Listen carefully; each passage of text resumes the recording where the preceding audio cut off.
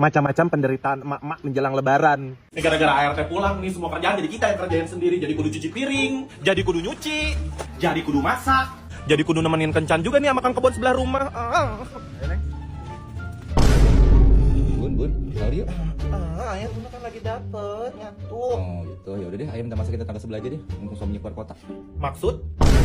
Bunda, kok baju lebaran dede kayak gini? Seada-adanya dulu aja ya nak, meskipun bekas spanduk. Soalnya bapak kamu belum turun THR-nya. Itu hampers dari saya udah sampai. Oh iya nih, baru aja sampai, makasih ya. Oh alhamdulillah. Itu totalnya kita beli 200.000 loh. Oh terus? Buat ancer-ancer, ntar mama Mayang kirim balik hampers ke kita.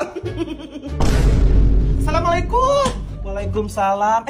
Ibu, jadi lebaran di sini. Baru tadinya kita mau ziarah ke ibu. Sialan, kira kita udah wafat. Duh ibu, bukan kita kagak mau nyambut mertua ya, tapi emang lebaran kali ini tuh lagi berat banget. Ditinggal ART, kudu kirim hampers, mana lagi dapet, THR belum turun, pusing. Lebay.